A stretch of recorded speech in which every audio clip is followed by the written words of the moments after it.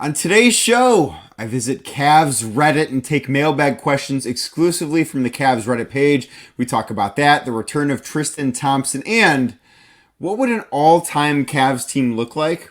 But no one can ever be teammates at any point on the CAVS in history. We dive into all of that on today's Locked On CAVS.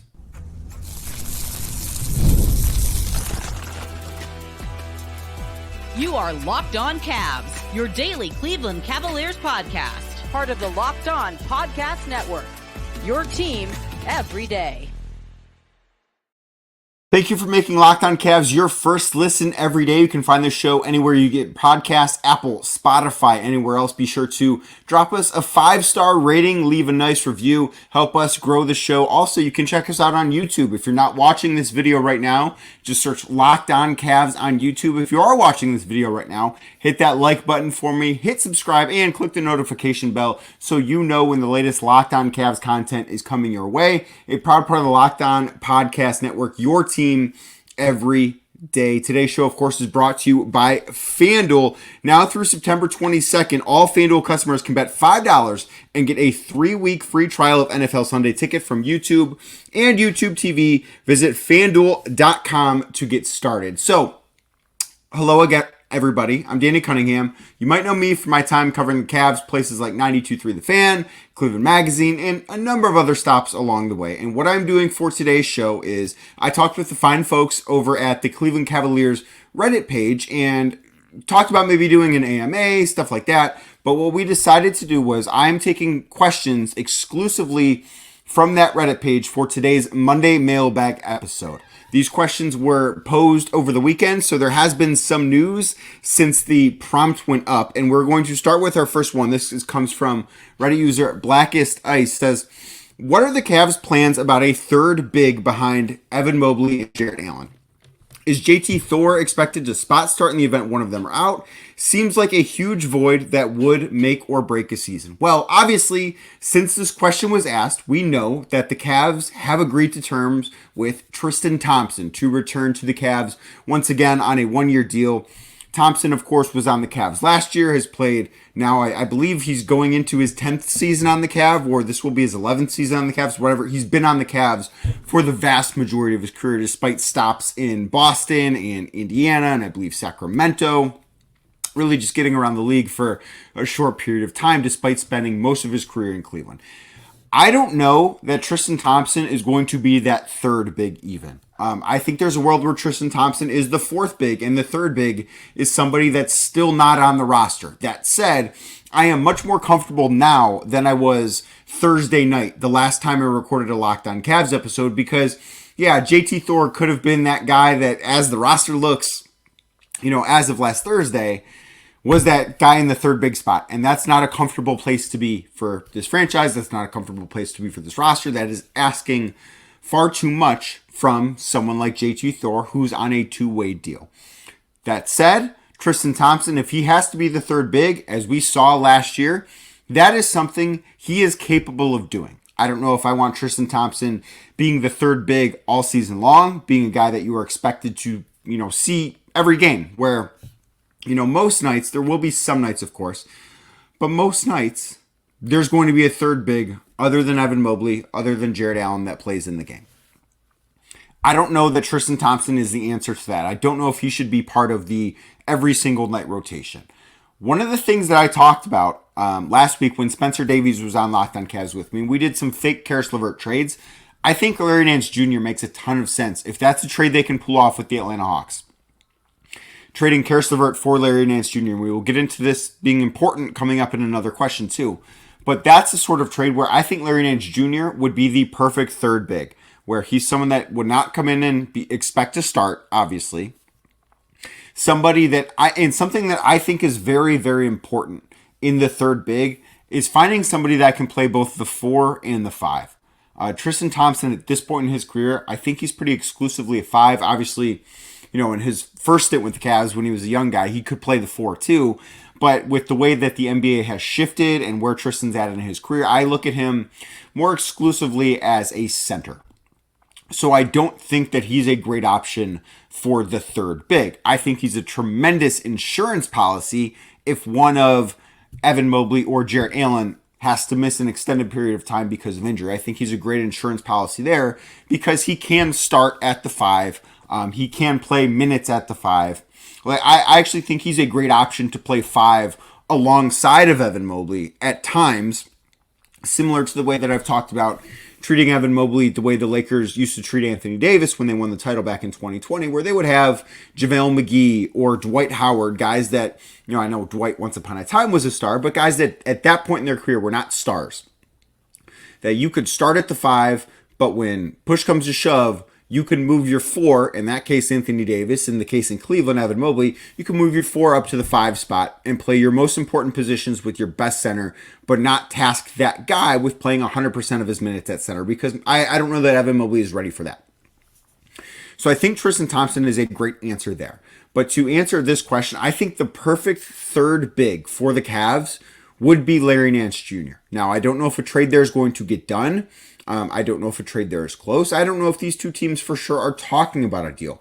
But what I know is that this makes a ton of sense for the Cavs. I think it makes a great deal of sense trading away Caris LeVert from a position of strength where they've got a lot of players. They have a very crowded backcourt, as you all know, to bolster a position where, they've got 2 really good guys in the front court.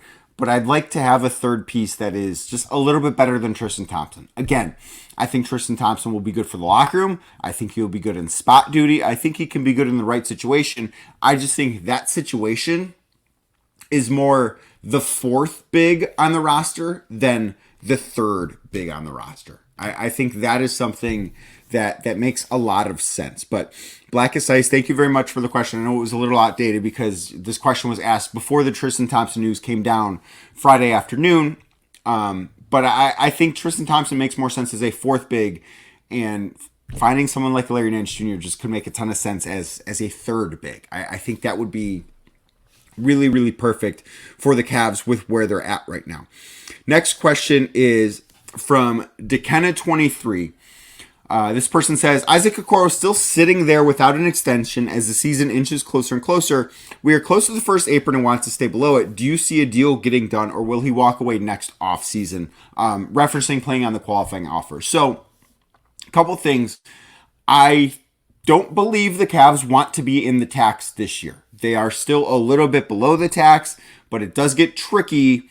If Isaac Okoro accepts that qualifying offer, I believe the Cavs are like $8 million right now below the tax. If Okoro accepts that qualifying offer, which is right around $11 million for him, they will be a tax team, at least at the start of the season. I would suspect we might see some moves in season maybe, or even maybe before the season, that push them below the tax, because they will be, in the coming years, with all the guys that have signed extensions, they will be a tax team. There's really no two ways around that. They're going to be a team that's in the tax. When you're paying Evan Mobley as much as you're paying him Darius Garland, Donovan Mitchell, and Jarrett Allen, all those guys on big contracts, you're going to be a team that's in the tax and probably above the first apron at the very least. So I think the Cavs don't want to start that repeater clock a year early if they can avoid it. So I think that is thing one to worry about here. I don't think also the Cavs are going to be a first apron team, even if they are in the tax this year, which again, I don't necessarily expect. But if they are in the tax, I don't think that they're going to be a team that's in the apron. I think they will be a team that is more somewhere between that tax line and the apron, if they are there, which again, I don't expect. As of right now, my best guess is that Isaac Okoro plays out this year on the qualifying offer. That is as of right now. And then he will hit unrestricted free agency next summer. That doesn't mean that is what is happening. I'm not reporting that Isaac Okoro will do that. I'm just saying, and there have been a few twists and turns throughout this, I guess we'll call it a saga of Isaac Okoro's restricted free agency.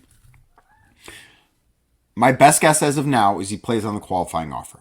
Doesn't mean he can't find, him and the Cavs cannot find middle ground on an extension, and he can't be back for a long-term deal, which, could be something like 3 years for $30 million, or maybe it's 3 years for $27 million, and the Cavs are much happier with that. That could be something that happens. Maybe it's, 4 years for $43 million.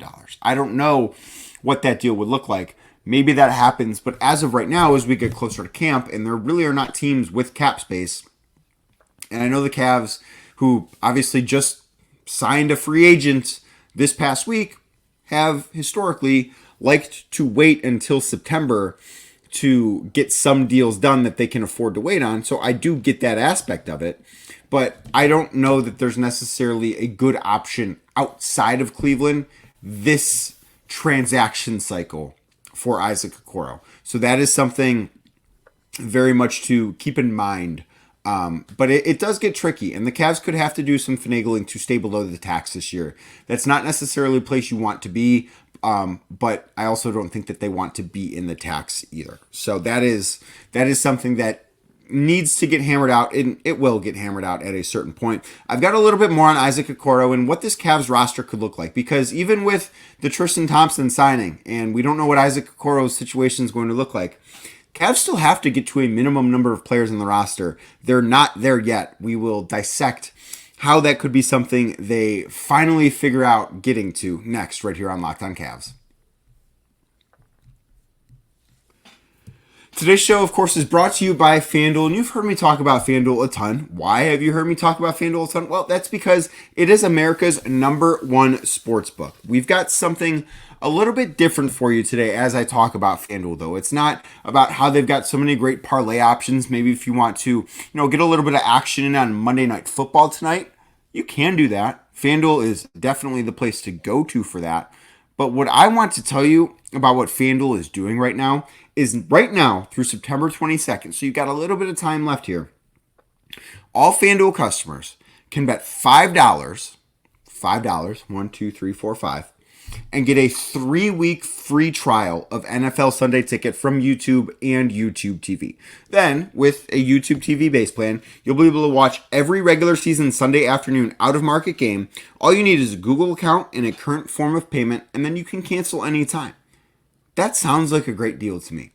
So I'm recording this Sunday night after a day of NFL football. You know what I did for most of today? I sat on my couch and I watched football on NFL Sunday Ticket. And if you're a Cavs fan who's also a Browns fan, considering how Sunday went for the Browns, you're going to want Sunday Ticket because you're going to want to be able to watch some other teams that are not the Cleveland Browns. That's how bad Sunday was for the Cleveland Browns, and specifically Deshaun Watson.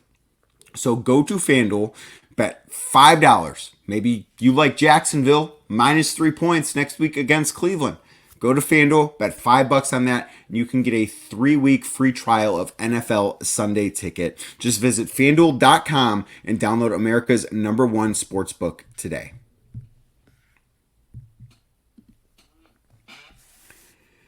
So Isaac Okoro, we don't know what that situation is going to look like, but the Cavs need to add guys to the roster right now. They do not, NBA league rules say that you have to have 14 guys on the roster. And that leads us to our next question from Reddit user Iceman Matt-E-J. Realistically, how can the Cavs do all of the following for next year? Retain Isaac Okoro, field a full roster of 14 players, and stay under the luxury tax. Well, the Cavs, as we know, don't have a ton of room under that luxury tax. Like I said, I believe it's around $8 million right now, according to Spotrac, a little bit over $8 million. So let's say Isaac Okoro signs a deal. Let's say that this deal is 3 years for $33 million. Just ballparking a figure. That's essentially his qualifying offer, but for 3 years instead of the 1-year qualifying offer. Let's say that deal would start at $9.5 million, because you can escalate that deal up and still get to 33. It doesn't need to be $11 million per year. So that alone puts them in the tax right there, right? We know that, okay, well now you're talking about a tax team that he's their 14th player. So how does that happen? Now, the Cavs, what I think could be a possibility is they have a couple of options in terms of what salary they could unload. It could be Georges Niang, possibly. I don't know what the Cavs would have to attach to Niang in order to make him an attractive piece to other teams. Right now, I don't think he is somebody that is viewed as a positive asset across the league. And, of course, Niang is making a decent chunk of change this year, where his cap number for this season is $8.5 million. So that, if you could trade him, attach a second round pick, maybe 2 second round picks, and get back a minimum salary player, that would then get that roster number up to where it needs to be, plus getting the Cavs below the tax. So I think that might be the most likely thing. Another option could be Ty Jerome, but his salary figure obviously isn't nearly as high. He counts against the cap for $2.5 million this year. That could be a way to go about it.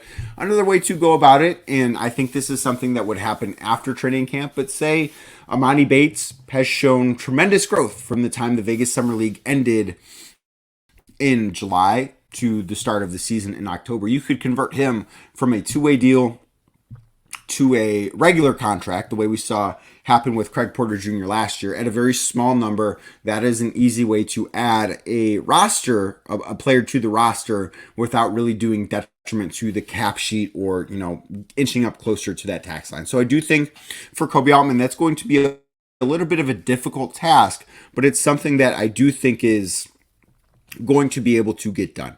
I do want to talk about Evan Mobley. That is something that is, I think, very important here. So we're going to go next to Reddit user, and I believe this is one of the mods of the Cavs Reddit. If you're not on Reddit, if you are on Reddit, make sure you join the Cleveland Cavaliers Reddit page. A lot of good content going on there, a lot of good people there too. But this person asks, was last year indicative of Mobley's future role on the team, or is it just a stepping stone to his eventual role? He continued on in his comments about Mobley's three-point shooting versus maybe playmaking. One of the things I will say I'd like to see more of from Evan Mobley is positioning him at the elbow with the ball in his hands, being able to make decisions. Because I agree, he has very good vision. I think he's a very good passer for someone of his size and experience level, which it is difficult as a big man to come in the NBA and be a good passer. But I think Evan Mobley has done that pretty well. So that is thing one to think about. But I think his future role, if Evan Mobley hits his ceiling, his future role includes the three-point shooting, the percentage we saw last year, but an uptick in volume. I also think it includes more playmaking than we've seen. So with what you were talking about in terms of positioning him at the elbow, putting the ball in his hands, I think that is part of it. But I think the three-point shooting is part of it also. I don't believe that Evan Mobley and Jarrett Allen are going to be teammates for the rest of their careers. I think they're going to be teammates this year. Maybe they'll be teammates next year. I don't know how long it's going to last, but I don't think it's something that's going to last forever. I just don't see a world in which those two are on the Cavs for the rest of their career.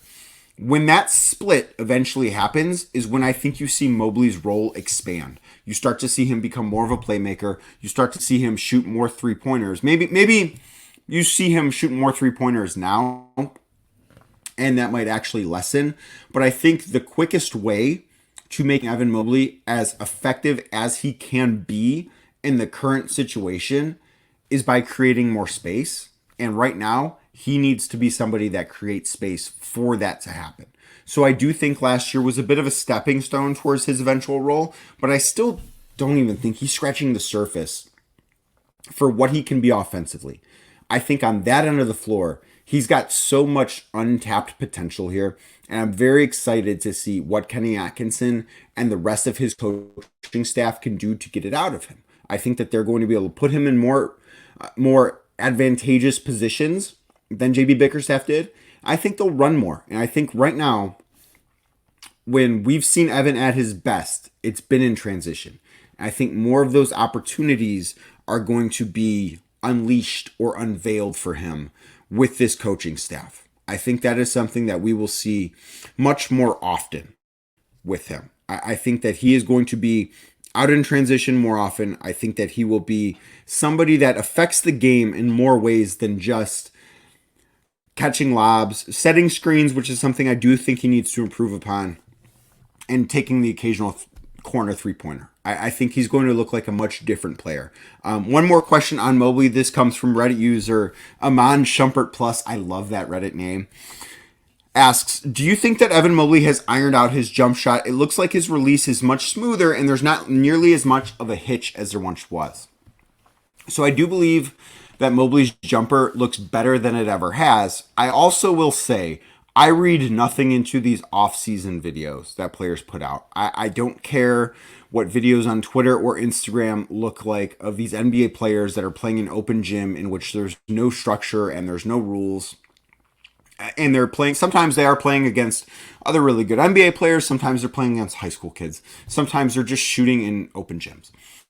What I can tell you is 85% of NBA players, and it probably is higher than that in today's league, when they are shooting with no defense and in an open gym, just with the coach passing them the ball, 85% of guys in the league have the ability to just shoot like Kyle Korver in games. Like, they have the ability to knock down threes from all over the place because it's so much easier for them without defense. It really, truly is.